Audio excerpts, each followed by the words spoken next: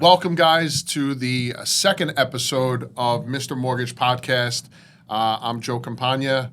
I've been in this industry for a little over 20 years and looking forward to talking to our guest that we have on the show today. Special guest. Special guest. Well, they're special to me, for sure.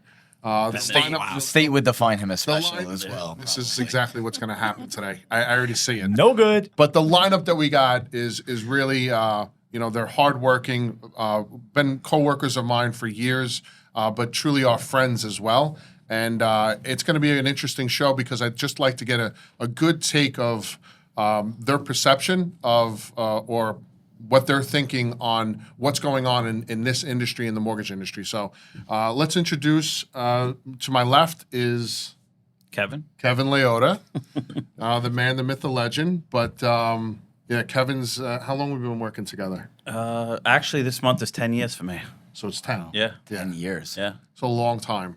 We have stories. God bless you. Yeah. I don't know if we can say it on the show, but that's... June. June will be 10 years. Wow. Wow, it's crazy. We all started in June. I started in June. I started in October. Did you? 2016. So that would be 8 years. Oh, wow. You're doing a lot longer than I thought. Okay. So let's just introduce everybody. All right. Go ahead. Nick Scalisi. I've been here for 3 beautiful years with you guys. It's been a Beautiful, pleasure. huh? No, it is. It's awesome. Okay. So go ahead, Matt. And I'm Matt Iliano, and I've been here for almost 8 years. Yeah. And I like to consider us friends, right? I call you up. We're family. We are definitely boys. I always ask you. I say, we're friends, right? We're best friends. He tells me no. He actually says, I say we're want to. coworkers. I think it's Leave tough it at love. It's coworkers. tough love. It's tough love. And that actually hurts my feelings. We're not Does it friends. hurt We're your just feelings? coworkers. It hurts my feelings, but at the end of the day, I do know that you guys do care about us. We have our soft vibes, as we say, you know. God. And this is going to be the podcast that blows you up, by the way, just so you know. Is it? 100%. I think it's the podcast that really puts me in the rooms, like straight up, straight jacket. At this point. It's a consistent reminder of what mental state is in this mortgage industry. Not good. So what I really want to ask is, Oh, here we go. when you guys both first started, I right? love this question. What is your perception of what you saw around you and what you believe to think that this business was about, and what you thought of, You go Joe first, and myself, please. and like, okay, here I'm walking in, it's the first day, right? And what do what was your perception of this? Let's talk about really prior to me actually coming in. My buddy Matthew gives me a call. This is a job for you. I think you would excel. I had my... Took a little while. Yeah, he convinced me. I came in. Prior to coming in, I did think that this was a slam dunk. It's going to be very easy. I'm going to figure it out. People are going to call me right away. I'm going to get business. I come into the office, sunglasses on, have to have that energy, finance, I walk in, I shake this lovely man's hand, but he didn't say I'm Joe or anything. I didn't know who you were. We spoke on the phone, Right. but that man's hand that I shook, I didn't know that was the guy I spoke to on the phone. It's like a bear. Till like 45 an hour later, I'm like, holy moly, that's my boss, Joe, Then Kevin was cool. You were into cars and stuff. But when I first came in, I'm like, wow, this is amazing. Everybody's doing very well. And I'm going to do well as well, This was in 2020 Yeah. or 2021? 3 years ago from June. So, right. Yeah. So this is when we were, Prime time. when the business was at its peak, and So, yeah, we were coming in. You guys were, taking us for lunch, which you still do, no matter what. But, it was just one of those things that it was like, holy shit, like, this is real deal. Like, this is where it's at. Right. You know what I mean? Stock market, things like that. Well, we were also dipping into the Yeah. stock market. It was Matter just- of fact, I think mortgages was actually Secondary. It was secondary. It was a hobby. We thought we figured out life. Yeah. We were dealing with stocks and Mara and Riot. I was Super a trader. I exciting. was a trader, and I did mortgages on the side. Yeah. Super exciting times, Matt, what was so you came in and you did things a little bit differently, right? When you first came in, you took over more of working like the back end for Joe and myself, doing more of operational and just dealing with the clients on a day-to-day basis and managing pipelines and you weren't really selling, right, for a long time, in which I think doing that for as long as you did helped you to develop to be as successful as a salesperson as you are now. But I mean, just go through some of the emotions that you had over the years? Because there were so many. It's crazy, right? man. Such It's a crazy, crazy industry. You go through every emotion, and yeah, when I started, I think everybody should start that way, really, because you learn the business, and I think it's the best way to learn. You'll learn how to structure deals, pretty much how to speak to all parties on a transaction, attorneys, realtors, CPAs, and in the beginning, you'll pretty much mess up a little bit, but you'll get that out of the way very, very early, and you'll deal with a lot of deals, and you'll turn buyers who maybe weren't buyers when you first got into contact with them into buyers, and that's a lot what we did, and that's really, I guess, how I learned. And we did that for what, 3-4 years?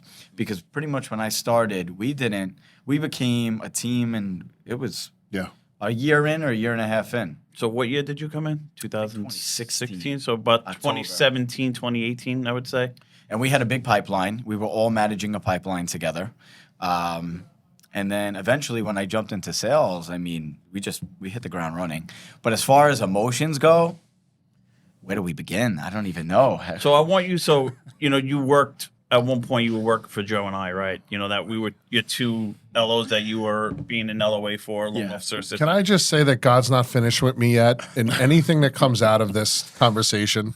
In a sales office, I mean, There's a lot of emotions. The emotion. So basically, I mean, listen, like I was saying, you worked for the two of us, right? yeah.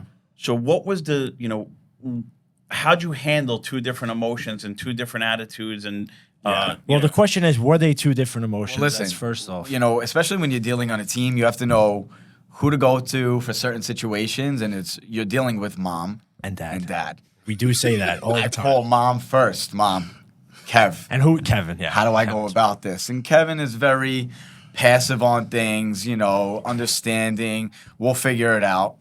And you call Joe, it's like, boom, like, what do you mean? What's going on? That's terrible. So, It's not like that. yeah, we hold off calling Joe for as long as we have to. But It's just different. It's different. don't you love why didn't you call me earlier? Why'd you call me earlier? I don't know.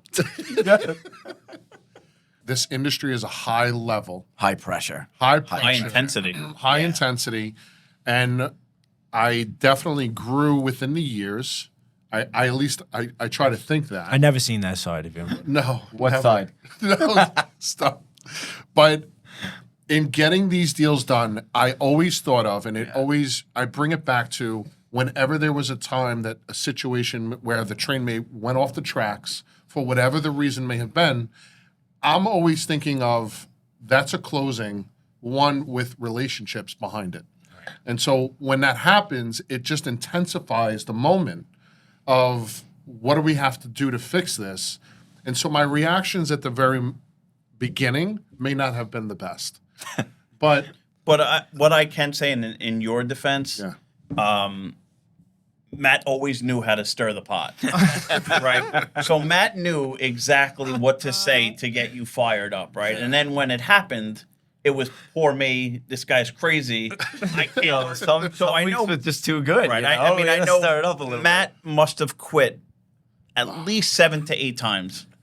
That he's walked out of the office, and you must have walked out at least 12 to 15 times not to kill him. yeah, I my removed God. myself from the situation of the harm that I could bring. Could we get a This is poll real. after this? Who would win in a fist fight?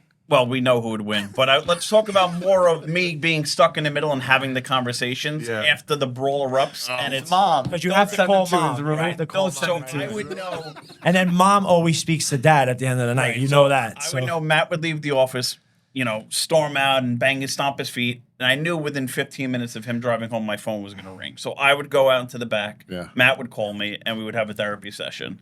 Then I'd come in, and I'd have to talk to Joe about what just happened, and everyone, make up, and let's get back to business. Clearly, everybody always made up. Of course. Has been back to business.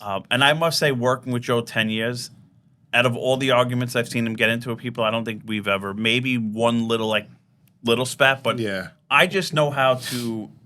Approach and handle. I know how people react, right? And I even tell my own wife, what gets me mad, right? So if I know what's going to get him mad, I try to eliminate that, and I just we worked literally side by side together for 10 years. Yeah. I mean, up until just the last year of Yeah. separating offices, we were literally side by side for 10 years. Yep.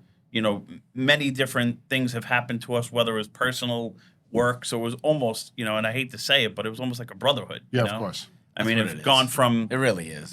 my first sale to, watching Joe become successful and, just life-changing things, getting married, having kids, being at my wedding, it's just all of that changes the way that you look at someone, right? Yeah. Because now they're not only coworkers anymore, you're attached now. Yeah, of course. And I think that goes along to a lot of the other, people we work with.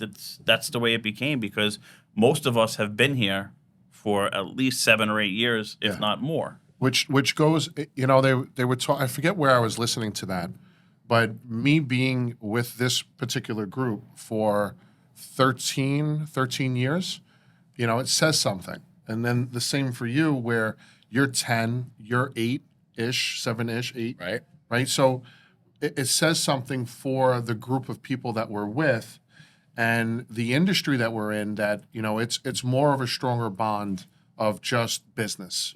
This has never have been a 9 to 5. This has always been where we're going through this together and we're stronger in numbers. So there is the saying of this is a lone wolf operation. And for us, I felt like when we traveled together, it made it easier. One, we enjoyed each other's company and we'd make light of certain situations, but going out there is nothing easy. So when you came in and you're like, I got this, and then all of a sudden you start to realize what actually it takes to do this 100%. business and the consistency of day in and day out, burning the midnight oil where you're consistently going to events, going to early B&I groups, waking up when no one else is waking up, and you just see the flash in the pan, so to speak. Well, it became something for us to do that together and to go through these ups and downs. And then the market changes on a dime, So you always knew that it was going to change, but when it did, it didn't necessarily change to where I think that any of us thought it would do. So I think it says something when you go back and saying like, it's a brotherhood. Whereas, there's times where you go into this and I want to be by having people by my side and making sure that I'm going through this because there may be a day where I'm just like at wit's end and I'm just done with this industry. I'm done with the calls and being harassed, whatever it may be. But it's what makes us who we are. We're high level loan officers. And I've always said it, I'm not a normal average loan officer. I don't work for a branch level. I don't punch a clock. It's not like that. There's an entrepreneurship to all of what we do. And to do this with the same mindset of people in different stages of their life, it makes it that much better. 100%. So watching people grow in different stages where you're a little bit earlier, he's a little bit later, and we're kind of on the equal of what I remember. I still have the video of clipping your tie. Yeah. In that small office in Forest Avenue. Yeah. Kevin clipped So- my tie. And then See. Kevin, is it framed? Yeah, There's it's framed. There is a frame. We'll right? pull that I'll up. show We'll that up send too. a picture. So resiliency, I think, is the key factor here, right? Is you have to be able to push through and deal with the ups and downs. And this is an emotional roller coaster. Yeah.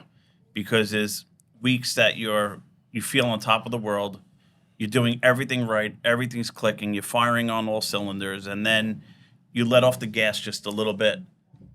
And once you do that, you start to see the volume, you start seeing the phone calls, you start seeing all of these things slow down. Yeah.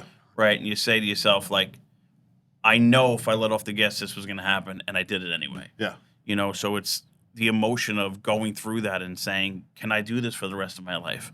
We don't get a salary. There's no like, here you go, you're going to be able to survive this week. And it's more of, if you're not going out there and you're not able to hunt and kill your prey, you don't eat. Yeah. And you and I both have, luckily our wives were be able to, stay home and raise our children. So for us, we had something that we had no other choice, right? Back against the wall, what are we going to do here? Mm-hmm. And we've hit times, and like we have just recently, where we said to ourselves, like, this is a problem. Yeah. The business dried up, drastically. Within 6 to 8 months, we were like, wow, everything just changed. Yeah. You know, we went from, you know, top of the world, ton of volume. You couldn't. It was like, you know, fishing. It was like what do you say, hunting fish in a barrel. Yeah. That's basically what it was like. And then it was like, okay, I got to go back to the things that I was doing in the beginning Yes. that helped me grow that business. Right. But then you're also in a different stage of your life, Right. because I went through that. I literally was like, it hit me out of nowhere. So then it's like, I don't do necessarily the things that I did when I first started in this industry. My girls are at a certain particular age. My relationships are, or even just myself. Right. And it became to a point of like, how do I consistently drum up new business and keep that coming in and reinventing myself? And this came about, this product of what we're doing here now was a big part of how I was looking to reinvent myself. And it allows you to still be able to be a father, Yeah. a present father, Yeah. and a husband. Yeah, and so there's always work-life balance, right? And in different stages. My work-life balance from Nick to me is completely different. And so we live vicariously through him in certain ways, and even through Matthew. Matthew's like Benjamin Button, though. Not me. I'm an old man. He's an old Old man, man, old an soul. old soul.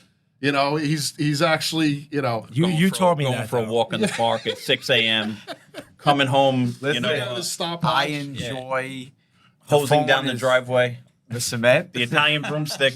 water in the cement. Yeah. You can find What my is the father plan? doing that for sure. At 6:30. You know, the hardest thing about this business is the swings of the volume, compensation, things like that, right?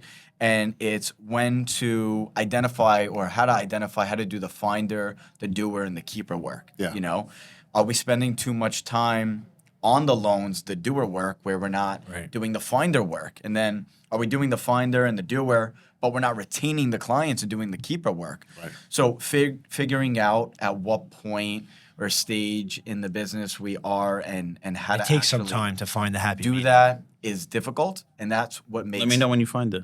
Oh my God, Because I still never found it. That's what There makes isn't a happy medium in this business. And everybody a sales better does not. business owner, right? And because at the end of the day, we are all our individual businesses. Yes. And that applies to any business whatsoever. So realistically, once you do have a pipeline and once you do have relationships, you're running a business. And the finder, keeper, doer, you are maintaining the business at that point and really figuring out when to do what aspect of that work, or hey, maybe I'm doing a little bit of this and not enough of that, kind of brings everything full circle. And I think that's the most difficult. Yeah, balancing it and Yeah. making sure that you are consistently going out there and getting new business. And I've realized in this market, and especially the location that we're at, I you know, especially on Staten Island itself, I've said it before, you have to cast a bigger net. Right. So I agree. you have to go outside the normal landscape that you normally did to find those agents that may want to work with you. And everyone has relationships. Yeah. So it's no knock to them, you know, but we have to continuously go out there and find something else or find those relationships that are going to drive us that type of business. Yeah. Kev, what aspect or what strength do you feel is your best quality in the business? What do you feel you're better with? The finder work, the doer, the work, the keeper? Do you feel like you're good with relationships? You're good with the structuring Yeah, of the deals? I'm more of a networker and bringing the business in. You enjoy that? I do.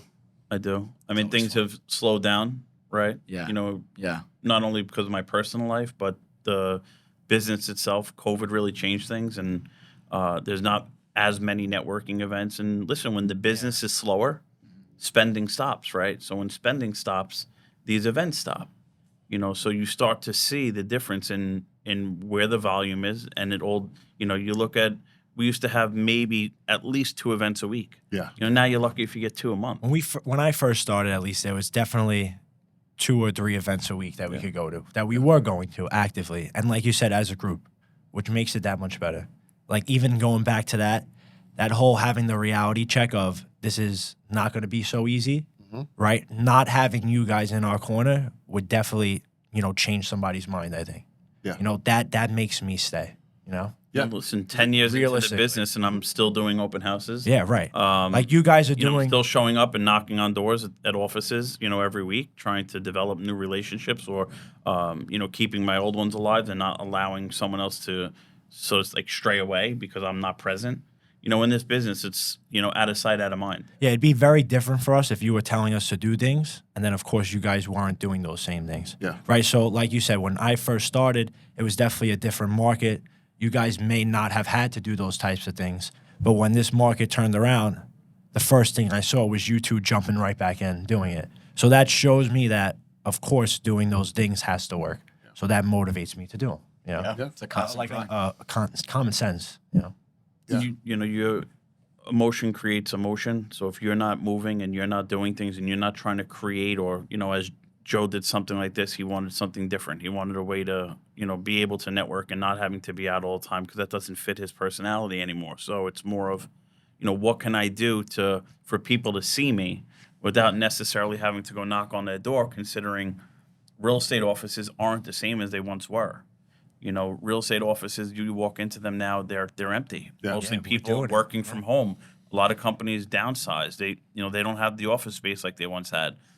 People don't want to pay, you know, fees to work in an office when they feel they can do the same job at home. You know, for me, I was always against that. I was always against, and you guys know that, I'm always against working from home. And I just feel you're just not as productive at home than you would be if you're surrounded by other people that is Right. doing the same thing that you need to be doing. I agree You with can't hear certain gems that you might say on the phone that could work for me, or something that Matt may say to a client where I could be like, hey, that might work for me. You know, how can I Yeah, like how I've- can I use that? How can you hear different situations come up? You don't hear that from home. No. Yeah. I've stole everything Yeah. I've used. It's been little pieces of Brandon, 100%. Jimmy, Joe, Kevin. I put my little spin on it, but it's from hearing everybody. 100%. I've stole pieces from you. You know, you're 8 years in the business. You know what I mean. So I have a piece of everybody being here. So you definitely do a disservice to yourself by, let's just say, staying home and not being in the office surrounded by people. Get back to the office, people. Yeah. I like to come in. I like to Yeah, talk. I like. it's to all meet about the people. vibe. you know? Well, So what happens though when Kevin's in the office and Kevin wants to go on a Starbucks run? And The Starbucks have slowed down, but they were. At They some were point, he going. forces you to go to Starbucks with him. That's the problem. Or we talk You about go, when though. You take it when it was 15 time for minutes. Matt's lunch. He would get Yeah. up. He would ask you want lunch? Okay, and he would just walk. If you out don't the say door. yes, not 5 if minutes. you don't say yes We're within a immediate. 7-second window, Matthew's not getting you lunch. God. And you can't even text him and tell him your order, like as he's gone. No. because I need the answer. you didn't give it to him right away, you know? If anybody has experience ordering lunch in a big office, it's Oh. maybe 11:45. The lunch order won't go in until 2:15, and it's ruined. It's gone. Now I'm in a bad mood. I'm making everybody We else were in a supposed to bad order mood. 2 hours ago before this. It happened. It's happened today. It's happening right now. It's happening right now. Happening right now, and I'm hangry right now on this podcast because I need. So, And I blame. Who do we blame because of it? Joe. I always blame Dad. yeah. Get in line is what I say. worry, Mom will make Everyone you can grilled get in cheese. line. Yeah. Doesn't matter to me. You're mad at me? Get in line. I told that to my daughter the other day. No, I think being in the office is a key component in sales. Yes. And the word vibe came up a lot. I put you on to the You vibe. definitely did, because as soon as you walked in the office, I'm like, This kid's a vibe. word vibe. I'm like, why is Everything's a it? vibe. It's everything's a vibe. Yeah. And then I'd hear it on TV, and I'm like, all right, I just got brought into the The vibe, bro. you know, the current century. But I think in sales, you need to be around people. Yeah, good energy. To have that energy, you need to be, again, it's always at a high level. You can't be just, hunkering down and trying to get through things. And certain days you are doing that. But it's being uplifted with the people that are around you that can pull you out, and it can be another successful day because of that. And I think that's what helped us get to where we were, was coming in and seeing the success of the other guys that were been in the business longer. And, we looked around and I was like, wow, and but I'm like, if they can do it, why can't I? That was do it? exactly the 100%. same. If they're able to same do it, mindset. why can't I do And it? it's not knocking them. No. It was literally looking at them saying, I think I'm almost the same. They just been doing it longer. Right. Right. And so because they were doing it longer, their pipelines were larger, or their phone was ringing more. Right. And Brandon always said that. He goes, you guys are doing the same amount of work as I am. I've been doing it longer, so I'm getting that residual of the past clients. And then once that happens, it's game over. Right. So, that's usually the way it goes is that, building that foundation, but then you start getting from all your referral partners, and a key component is your past clients. And so that always helps. I've always looked at you as you were the technician, Yeah. right? Not to say that you didn't have the outgoing personality, because you do. You were just more of the technical guy always. Like, you were always entrenched in the deal. Yeah. And everyone has a different mastery, so to say, right? Like Nick likes to go out. He's more of a networker. You put him in front of a deal, he's like, I don't really want to be bothered with paperwork. don't like Matt to put is the more file of together. another. Matt really, I feel, is Matt wants to scrub a file. mirrored Joe, and he's more of a technician. Yeah. You put him in a large group of 100%. people, he's going to good. panic I'm and run away. relatable to mom, without a doubt. So it's Mama's boy. funny how different personalities pick up what other people are doing and how it's going to work for them. My confidence level came from me knowing the deal. Right. And I knew that from the beginning, that it was all about confidence in the way I spoke to another agent or getting me in front of a room. I didn't want the question to come to me and me not know the answer. Yeah. So the technical aspect and knowing your craft really is what set me apart from the beginning and boosted my confidence to get out there and get more business. It was almost as if you weren't using me, you were doing yourself a disservice. Right. And I didn't mean that in a cocky way. It was more of, I'm looking 5 steps down the road to understand how to direct everybody in getting this deal to the closing table. Right. And so that became a big factor for me. And it's more of, it's a lot of black and white and not necessarily so much gray. Speaking of cocky, could we talk about our old working conditions? Because I think people sometimes get a little bit spoiled with what they have in beautiful Route 9, corner storefront, right? Glass full office, right? When Joe and I started, we were in a basement of a house, right? Which that house. Time out. He always said, he goes, if I actually was interviewed in that house, I was not getting hired. Did you go there? Sales, You would not- You really could set up anywhere, in sales. And when I started, we had a beautiful office, Route 9, glass windows. I'm like, this is nice. But then when I went to the office that we had in Staten Island, which was a condemned house, I would have said, if I would have had an interview here, out of here. Oh, God. And not taking it away, because it helped us, I think, took us to where we are today. Yes. But we were in a dingy basement that smelled like mildew. Yeah. Had sewer problems, right? Sewer. A lot of sewer backups Bad. and Main line. backing up Can't have and any of this. dealing with that. So not only was I doing mortgages, I was also learning how Plumber? to become a master plumber. You are a handyman. And yeah. You could do it. You're a You have a hair. Did you just get a haircut? Yeah, bro. There's like 6 hairs in your ear. Fresh cut Fridays. It's driving me We're not crazy supposed right to tell now. Joe that we got a haircut on a Friday. I got a haircut. That's the thing you don't tell Dad. I mean, Friday's not bad when you do it on a Wednesday afternoon. It depends. If I have an event on Wednesday, let's do another poll, Nick. Put this one up there. If you have an event on a Wednesday and you're a loan officer, can you get a haircut Wednesday at some point in the day? What time? Yes or no? At some point in the 1 day. p.m.? Doesn't matter. Whatever is convenient for your schedule. That's why we have the job. Well, convenience to your schedule should be that, okay, I'm up at 7, 100%. getting a haircut by 8, in the office by 9:30. I mean, you got to find a barber that's in at 8. There's a lot. You got to find the ones that don't work your hours. No. There's a lot out there. Off Sunday, Monday, Tuesday. Not a lot of options. So back to Yes. The conditions that we had in Forest Avenue weren't the best, but it made didn't you who matter. you are. We were tight. We were doing, and I remember because they all laughed at me. I said, we're doing something special. Yeah. And I really felt that way because we were on such a come up. We had all of us, for the most part, had our backs against the wall. Jimmy was in one room. Brandon was in another. I had an office, and they kicked me out. They kicked me out of the office because they had a top producer coming into the office. Who was it? No names. No names. I'm not mentioning No any names. Oh, I want to know that. He didn't turn out to be anything Namath. crazy. Stop. So they set me down to the basement. I was in the basement, and that's where I sat across from Brian. Brian was actually there. Mortgage. And then when they kicked her out, or it didn't work Did you get back your spot? they said, you can take back your spot. And I said, typical Joe fashion, I will not go back up there. So I took it. And then so Kevin took the office. So Did you come in or you were already there? You were I was there. ready there. Yeah. You I took was the working. office. Me and Jimmy actually used to share an office together. That's cool. Yes. That's fun office. yeah. That's right. So I mean, listen, it was a great office for what it was. There was the backyard. And again, that's what keeps you in it, I think. Can I give a fun fact about Joe? Wow. Joe at one point had a Chrysler 300 with spinners on it. Spinning rims? Did they spin counterclockwise? They weren't spinners, but he had the Chrysler 22 300 dubs. with like 22-inch aftermarket chrome wheels. I love that car. Oh, it was great. And I remember one day a car hit it in the street while we were working and took the No. bumper clear off in the it middle of You Forest guys Avenue. have bad luck with Remember the when our cars. cars almost got stolen? Yeah, let's talk about the stolen cars. Ski out of the masks, office. everything. Well, yeah, I mean, it was yeah, crazy. my car's been stolen multiple times. And That's a you problem.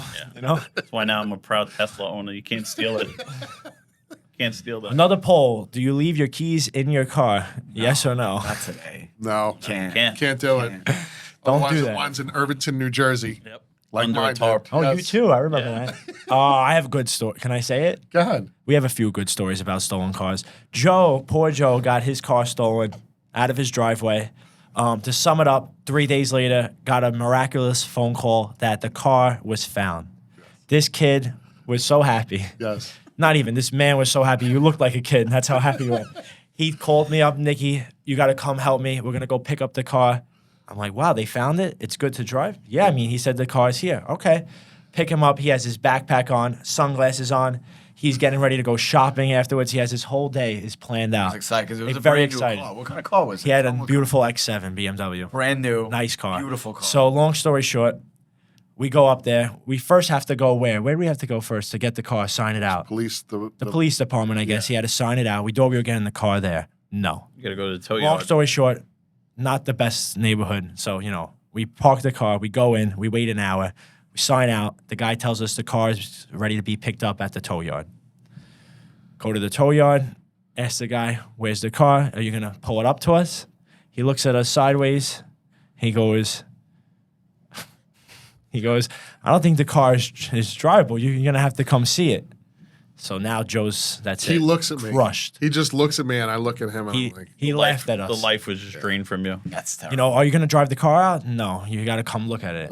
We walked through mud, right? Yeah. Our shoes were destroyed. The scapadels were destroyed. No good. And there's Joe's car sitting like with a lean. Just half sideways. sunken in. Suspension front done. gone. And the car was destroyed. Yeah. Crashed. Couldn't drive it. Had to drive you back. I think we went to Shrewsbury to get your daughter sneakers, though. I'm a good loan officer. It's the brotherhood. I used to love driving too. And that was messed up, man. Yeah, it was. You live move and on. learn. I used to drive all your cars because when I was early in the business, youngest guy, I got to drive, but they would let me drive their cars. Sometimes I wind up taking them home. These are really nice cars. Yeah. My neighbor's like, what do you do? Where It do was you like get these Farnsworth cars? Bentley. I would The go umbrella. everywhere with these cars. I Yeah. would show up at everybody's house. That's when I knew Kevin was Everybody cool. got a ride. When you were into cars the first day I was there, you're like, let me drive your Now car. I everybody was like, knows. all right. All my boys got rides in all your cars. So thank you for that. Appreciate it. All right, so let's get into a little bit of where you are now with the business. Where do you feel the business is going, and how are you fighting through these times and these changes that we're going through currently? I think by just honestly listening to you guys, right? Again, you're still consistently doing the same things, right? So it's doing the open houses, constantly meeting agents. Matt, you came up with something, right? Meet an agent a day, belly to bellies, things like that. So I think just sticking to the basics and honestly just sticking it out in the market, knowing that the better times are going to be there, and just doing the same exact things that we would do in a good market, you know? I would agree. I would say now we are in growth mode more than ever. Right. And it's about bringing the business in. And it's really about taking that business with our referral partners to the next level where we can all now make money and grow our business together. That's the most important thing right now. How are you guys navigating around the interest rates are too high? Now's not the time for me to buy. How are you guys navigating that? Because obviously that's main topic of every conversation is interest rates and lack of inventory. Mm-hmm. So how are you handling those questions when they come up? It's situational, right? I personally am a real estate lifer, and I think that everybody should eventually own at some point in their life. And if you just look at the stats, the earlier you get involved in real estate, whether you're buying a primary or an investment, your net worth is quadruple what somebody is without buying real estate. And I always tell people that if you're in a position where you can buy, you may not thank yourself right now because it may be a little bit scary. 2 years later, not even 6 months down the road, you're going to thank yourself and you're going to say, this is the best decision I've ever made.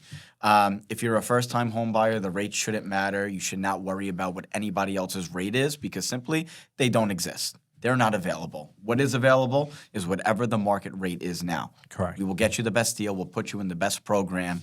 And if you do qualify for any kind of down payment assistance or any kind of rate reduction, we will for sure get you in that. He's selling us. No, I'm selling you guys. But right I now. think But it's he's most 100% right. He's 100% right, right. and I think that it comes down to is the comfortability of the monthly payment. Right. I think it's situational if someone's in a situation where they have to do it, but it's more so being also realistic. Like you mentioned the rates. These are not just the rates for yourself, it's the rates for everybody right now. This is the market that you're in. So again, if your situation calls for you to have to make a purchase or want to make a purchase, it's not like somebody else is having a better benefit than you. It's right now everybody's on the same playing field with the market. The benefit would be, of course, is always the refinance, which is the go-to, as cliche as it sounds, So I think that in this market, a lot of people are up against the same type of inventory, the same type of interest rates.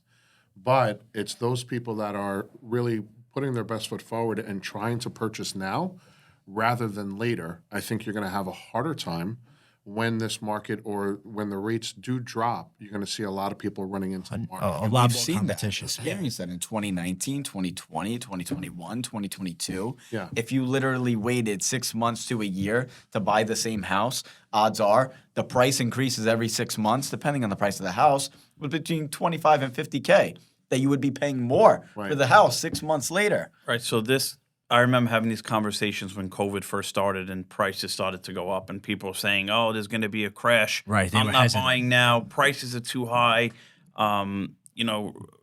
Rates really weren't an issue, but it was more of price and how everything was going over. And I'm not buying right now. Right. Those same people have lost out on 40% equity in their home since 2000. Right. 100%, You look at today. Some of those people are still looking for houses. Now they're completely out of their range because of interest rates, and they're kicking themselves saying, because it's always the right time to buy real estate. It's never or the wrong time. You're never going to sell high and buy low. Well, you can't, just like the stock market. You can't time the market. No, you got to just buy. If you can afford that monthly payment, you have to buy. And I think a lot of people need to understand when you're buying a primary residence, it's not necessarily so much the numbers. It's more of over the lifetime that I plan to be here, whether it's 10 to 15, 20, 30 years, you are growing your family in a specific neighborhood. You wanted a specific house or can afford a specific house. That those things need to take into consideration rather than, is this a good deal for me? Right. That's what you rely on your agent to guide you in the best possible manner. Your attorney making sure that you're not signing something you necessarily shouldn't be signing.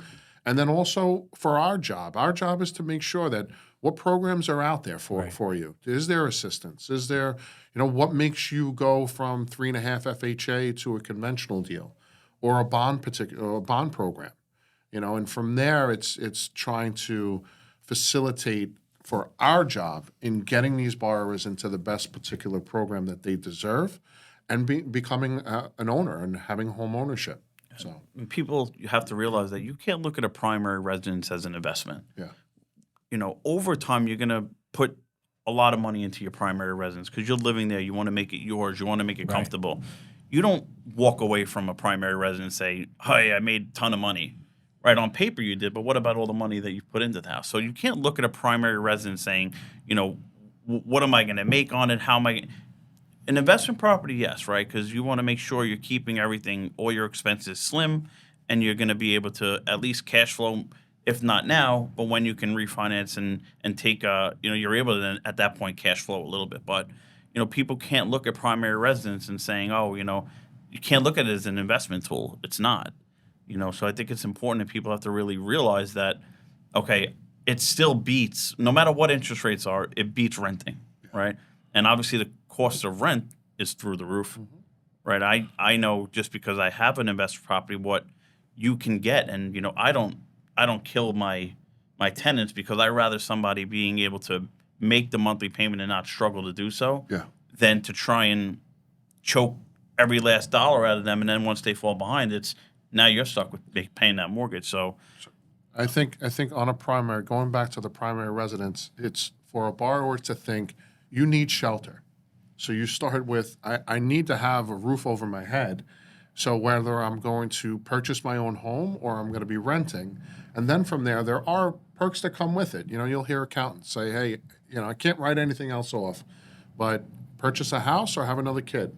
So those factors come into play in making sure that you are receiving the benefits. And then over time, there is equity that builds and you're paying down your balances. So, you would like to think, and then from that point, it may get you from point A to point B a lot quicker than you trying to save money and putting money into a money market that really just isn't getting you there fast enough. So it's always an important factor. But truth be told, like, I guess I wanted to look at, just ask you guys real quick, is there a part of this that you feel is what is the most, I guess, what do you enjoy out of this industry? Because at a certain point, there's a part of this that you just scratch your head, bad days. You're just like, what am I doing? Yeah. So is there something that actually keeps you going? There's a money factor to this. Don't get me wrong. People in this industry can be very successful. Outside of that, is there something that you have learned with the times that you've been doing this? I mean, again, as cliche as it sounds, it's more so, being able to help somebody is definitely a good feeling, right? We've definitely gotten people that have come to us saying, hey, I don't even want to waste your time. I don't think I'll qualify. And then being able to piece that together, going through with it, and they close, definitely an amazing feeling. That, I would say, makes it all worth it. Sure. Yeah. what about you, Matt? I always enjoy when somebody comes to me and is saying right off the bat, hey, I don't think that I can do this, but I was told to call you. Yeah. And it turns out they can. Yeah. And they're thrilled. They didn't even know that they could buy. They're getting a great deal. They're getting a home that they love, and nobody can ever tell them to leave. So you guys both have the same drive that keeps you coming back. Yeah. And it happens a lot. Yeah. It happens a lot. And of And course, good. sorry, like, let's be real. Like you said, the money factor plays a big part of it, being able to provide for your family. But more so, also, I see it with you guys. You guys are great fathers. Being able to be there for your children is a big thing for me. So I want that, I guess, what's the word? Freedom? I guess it's freedom, right? Like, you can go to the awards dinner the other night. You can go have baseball practice with your son. But that doesn't mean that you're not working. That phone, that's one thing that people don't understand either. We can go on 5 vacations a year, realistically, right? Well, somebody does. Realistically, We don't, right? But somebody does. But what I'm trying to say is that phone will never, ever, ever stop ringing. Yeah. It will never stop. So it's just a You matter can't of... stop answering. Yeah, and it's just a matter of being able to handle it. You picking up the phone at practice or something. Yeah. But there's people out there that won't even be able to go to see their son play baseball. So it's tough, you know? For those that golf, right, there's a saying that you can have a terrible 17 holes going into 18. You hit bad tee shot, you hit a bad second shot, but it's that last shot that you hit flush and you stick it, 2 inches from the pin, and it's like that's what keeps bringing you back. Right. It's you're down. You get all of a sudden you get a phone call from somebody, and a nice sized loan comes in, and you've been struggling, and it's like it keeps bringing you back in. Right. And obviously what you guys said is true, right? It's helping people obtain home ownership, and for certain people it feels different, right? You may have a single mom who's raising her kids by herself and been renting and wasn't able to give her children a home, and then all of a sudden you're able to help them. It's a little bit different when you're helping someone like that versus someone that's this is house number 3. Yeah. Right. And so there is a difference, right? And I think that's what makes people and stuff like, better loan officers, right? How am I going to make this work for this person? Right. It's not just, there's a black and white area when it comes to mortgages. It's how are we going to dance in between the raindrops and the gray area and make it work? How are we going to figure it out? It's not, oh, well, Big Box A told me that I can't get approved. It's almost like a challenge. Right. Well, bring it on. Allow us to take a look at it. Yeah. And when you're able to take something, when someone's down in the dumps and they said, oh, well, we got denied by another bank, and you're able to take it and you're able to look at it and dissect, where you think you can make something work or how you could pop a credit score or anything there's so many different pieces to a mortgage than just income and credit, right? There's different ways to Tell a make it story. work, right? And it's the way that you're presenting it to an underwriter that's going to determine whether or not that they think it's going to be a good loan and should they write it. Yeah. And when you're able to take something that was denied by another bank and close that deal and get them to the closing table, now the client's looking at you like, wow, how'd you do that? Yeah. And the agent's looking at you like, wow, this is my new guy. Yeah. My other guy couldn't get this done. Now all of a sudden you came in and you saved the day. I don't think there's any better feeling than that in this business. And that's you earn those relationships by doing that, from the client or even the referral partner. So it's always important that it's a key part of what makes us different. Well, that right there is what makes us different.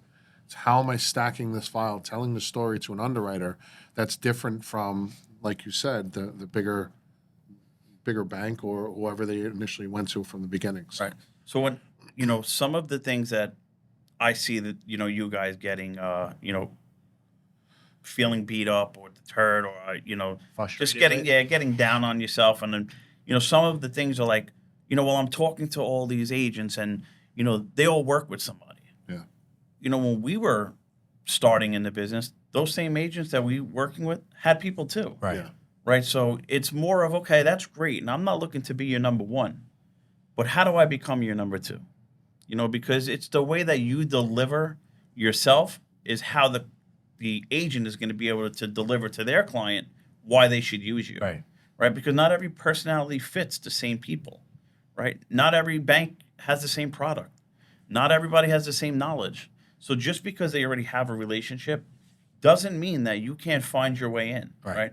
And how do you find your way in? When the deal falls apart from another loan officer and you come in and you're able to be at the right place at the right time and get that deal done, you just solidified yourself a relationship. Right. But the key to it is consistently doing it. Right. Right. You want to be able to consistently do deals, get them done easy, fast, and quick. Right. And that's going to help you and keep the relationship. That's the way that you continue to grow in this business. Because you could be a hero today and a zero tomorrow. Oh, God. Yeah. We all know Pretty- that because pretty we've been quick. on both sides of it. Yeah. You're only as good as your last closing. Right. So You're as good as your last. that goes for sure. But I think with the transition into this new market that we went into, it reminded me of when I got out there and started going into the streets again, because with COVID, we hunkered down. Rates were at record lows. The deals were just coming. The phones were just ringing. I didn't have to go anywhere. Right. I was more miserable then than I ever was. Right. And getting into just going out there, I missed it. It was being part of the community. It was being part of the referral partners and trying to engage with them and growing their business as well, being side by side with them. You were only doing one thing. You were behind a computer and you were punching away. We didn't have to do anything else. No, and it wasn't fun. And that's as much as I have certain characteristics about me, and I do truly enjoy being out there and trying to being part of the community. And I think that You guys enjoy the job. I really wanted to take the time to thank you guys for coming on. Just to wrap it up, is there something specific that you can shed light on within your own self, or what makes you have this drive? Because I know my so to speak why. And my why will always be my family. Right. It comes down to that at the end of the day, I'm going out there and I'm doing everything that I possibly can to make sure that I'm the provider of the family. And your why changes throughout your life. It does. Right? It definitely you've does. had a different why today than you had it when you first started in the business. Absolutely. I guess my why would be to set myself up for a successful future like you guys. Yeah. Again, being able to care for your family, being able to have that freedom to go see the kids at baseball practice, this, that, and the third. Man, you gotta get married first, no? I know it's Get coming married? up. It's coming up. You gotta settle down. I settle down every night. Hey, when are you getting married? Be careful what No. you wish for. You just might get it. Yo, I wouldn't mind it. I wouldn't mind it. I did meet the love of my life here at Home Team Mortgage. What are we doing? yeah. No, I want to see what he would say. Um, It's super cool to have somebody else on the other side that also relates to the business. You know what I mean? Well, listen, I met my wife It's- in this industry. It's not easy. I don't wish you this know? on anyone. I think Yeah, I think it's not an it's easy job to definitely a work with somebody that 101%. you're involved with, and I give you all the credit. But I'm happy for the both of you, and I'm looking forward to good things in the future. You I know guys will Matt's be there. why, but he can tell you anyway. Go Okay. ahead, Matt. What's What's your my why? why? I want Yes. to hear your why first. Just want to get paid. Yes, I it's wanna all get- about yeah, him. yeah. It's all about You don't have me. to ask him about any. There is nothing else. Just I want to get paid. Making money together. Yes. It's the best. Otherwise, we feeling in the wouldn't world. be doing this. Gotcha. Cool. All right. It was Well, a great episode. Thank you for Appreciate having you us. guys. Thanks for coming on.